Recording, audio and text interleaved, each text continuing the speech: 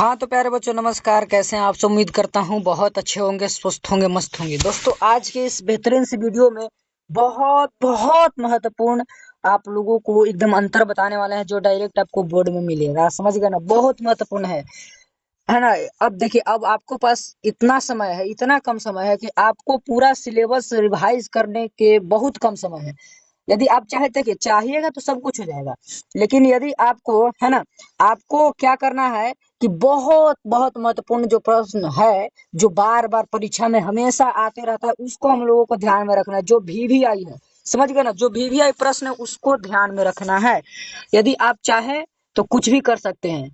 कहने का मतलब, आप चाहे तो अभी से भी पूरा सिलेबस खत्म कर सकते हैं, रिवीजन कर सकते हैं।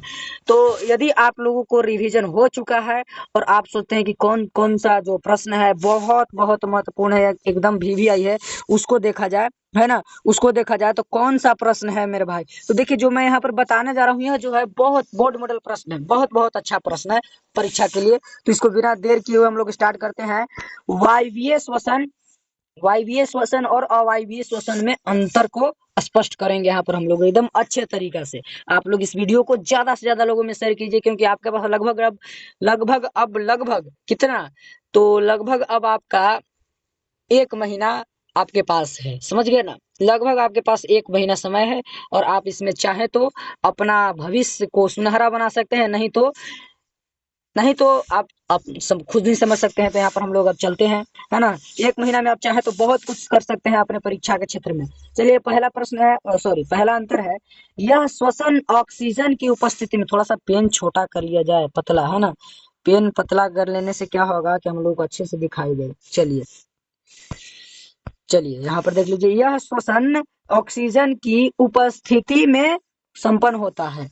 यह श्वसन जो है ऑक्सीजन की उपस्थिति में संपन्न होता है। देखिए, ये जो आपका PDF दिख रहा है यहाँ पर, जो मैं पढ़ा रहा हूँ, यह आपके टेलीग्राम चैनल जो हमारा है, डिस्क्रिप्शन बॉक्स में लिंक दिया हुआ है, उस पर मिलेगा आपको, है ना? उस पर आपको मिल जाएगा। आप लोग ध्यान से इस PDF को अच्छे से पढ़ लीजिएगा। और यहाँ पर जो मैं समझाने दे रहा हूँ, यह श्वसन ऑक्सीजन की उपस्थिति में संपन्न होता है, और यह श्वसन ऑक्सीजन की अनुपस्थिति में संपन्न होता है। कहने का मतलब, वायवीय श्वसन के लिए हमको ऑक्सीजन की आवश्यकता है। किसकी मेरे बड़े भैया?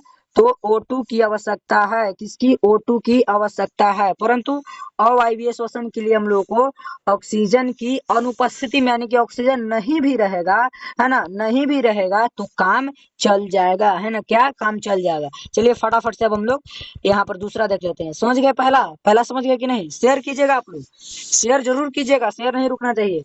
यह जो है श्वसन ऑक्सीजन की उपस्थिति में होता है, या ऑक्सीजन की अनुपस्थिति में संपन्न होता है। पहला अंतर। दूसरा अंतर क्या है कि वायवीय श्वसन के प्रथम चरण कोशिका द्रव तथा द्वितीय चरण, यानी कि दूसरा चरण, माइटोकॉन्ड्रिया में पूर्ण होता है। अब देखिए, वायवीय श्वसन जो होता है ना मेरे बड़े भैया, वह एक जो होता है, 2 चरण में वायवीय श्वसन कंप्लीट होता है, जिसका प्रथम चरण जो है, पहला चरण जो है कोशिका द्रव में, है ना, साइटोप्लाज्म कोशिका द्रव में संपन्न होता है। और द्वितीय चरण जो है माइटोकॉन्ड्रिया, किसमें? माइटोकॉन्ड्रिया में संपन्न होता है। माइटोकॉन्ड्रिया में संपन्न होता है ना? देखिए, माइटोकॉन्ड्रिया में क्या होता है कि उसको हम लोग, उसमें जो है एक तरह से कोशिका का ईंधन वहां पर कहा जाता है। कोशिका, वहां पर जो है कोशिका क्या होता है, वहां पर ऊर्जा को उत्पन्न करता है, ऑक्सीजन को ग्रहण करता है और ऊर्जा उत्पन्न करता है माइटोकॉन्ड्रिया में। तो पहला कोशिका द्रव में तथा दूसरा माइटोकॉन्ड्रिया में। अब यहाँ पर क्या कर रहा है आगे? आगे अवायवीय में क्या कह रहा है बड़े भैया? अवायवीय में श्वसन, अवायवीय कह रहा है कि अवायवीय श्वसन की पूरी प्रक्रिया कोशिका द्रव में ही पूर्ण होती है। यह जो है कोशिका द्रव, पहला तो कोशिका द्रव और दूसरा माइटोकॉन्ड्रिया में संपन्न होती है, और इसमें जो है केवल व केवल आपका कोशिका द्रव में ही संपन्न होती है ना? केवल कोशिका द्रव में ही। अब आगे फटाफट से हम लोग चल जाते हैं। तीसरा प्रश्न, तीसरा जो है अंतर, कुल 4 अंतर है। यदि आपका 2 नंबर में आए तो इतना लिखिएगा, काम चल जाएगा। नहीं तो यदि आपको दीर्घ उत्तरीय में आए तो थोड़ा बढ़ा चढ़ा कर लिख दीजिएगा, नहीं तो इतना में भी काम चल जाएगा आपका। 2 नंबर के लिए आपको लगभग 3 अंतर लिख दीजिएगा, काम चल जाएगा। और यदि दीर्घ उत्तरीय में है तो 4 अंतर लिख दीजिए, और एक आध ठो अपने मन से लिख दीजिए, या इसी को थोड़ा थोड़ा बढ़ा करके लिख दीजिए, है ना? तो थोड़ा लगता है कि नहीं कॉपी थोड़ा सा जगह स्पेस खाया है, इसलिए उसको नंबर दिया जाए। समझ गए ना, ये सब टेक्निक आप लोग ध्यान में रखिएगा, मैं बताते रहूंगा, आप लोग हमसे जुड़े रहिए। चलिए यहाँ पर देखते हैं हम लोग क्या कर रहा है। कह रहा है क्या, रे कहना क्या चाहते हो, वायवीय श्वसन की प्रथम चरण, है ना, प्रथम चरण कोशिका द्रव तथा द्वितीय चरण माइटोकॉन्ड्रिया में पूर्ण होती है। वायवीय श्वसन के प्रथम चरण कोशिका द्रव तथा द्वितीय चरण माइटोकॉन्ड्रिया में पूर्ण होती है, तो हम लोग समझ गए। और उसमें क्या होती है कि कोशिका द्रव में ही होती है, लेकिन हम लोग को अब देखना है तीसरा देखना है ना, तीसरा देखना है कि इसमें ऑक्सीजन की पूर्ण ऑक्सीकरण होता है। कहने का मतलब यहाँ पर ऑक्सीजन का पूर्ण ऑक्सीकरण, ऑक्सीकरण यानी कि ऑक्सीडेशन, यानी कि ऑक्सीजन का पूरा उपयोग कर लिया जाता है, फुल यूज कर लिया जाता है ऑक्सीजन का, है ना, फुल यूज कर लिया जाता है किसका, O2 का। समझ गए।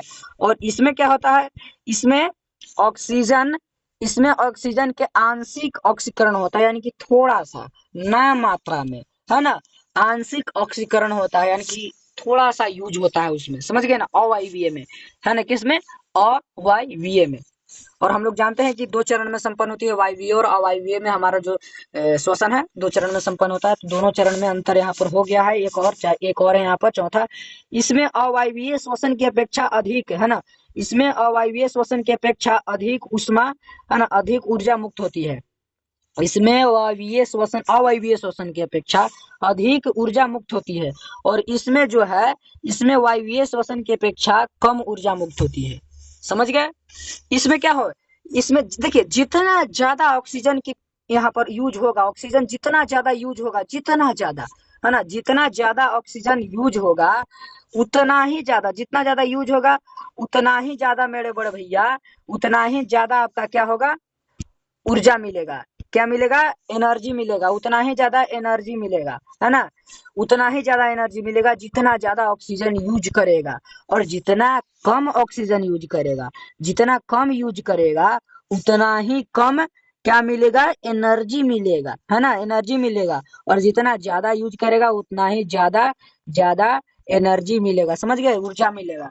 तो यहाँ पर कह रहा है कि इसमें अवायवीय, क्या कह रहा है, देखिए जो कह रहा है आपके सामने है ना, देखिए इसमें अवायवीय श्वसन की अपेक्षा अधिक ऊर्जा मुक्त होता है, और इसमें वायवीय श्वसन की अपेक्षा, यानी कि इसके सापेक्षा ए कह रहा है और इसके सापेक्षा ए कह रहा है ना, इसके अपेक्षा, है ना, इसके अपेक्षा जो है, यानी कि यह जो है आपका वायवीय है, इधर वायवीय का गुण यहाँ पर लिखाया जा रहा है, और इधर है अवायवीय, अवायवीय। तो वायवीय जो है, ये जो है आपका वायवीय, है ना, वायवीय जो है ये अवायवीय की अपेक्षा अधिक अधिक ऊर्जा मुक्त करता है, और इसके जो अवायवीय है ये वायवीय के अपेक्षा कम ऊर्जा मुक्त करता है। समझ गए, यहाँ से आप लोग समझ गए होंगे। उम्मीद करता हूँ आप लोगों को वीडियो बहुत बहुत अच्छा लगा होगा मेरे बड़े भैया, और आप लोगों को इस वीडियो को अंत तक, वीडियो में अंत तक बने रहने के लिए बहुत बहुत थैंक्स करना चाहता हूँ।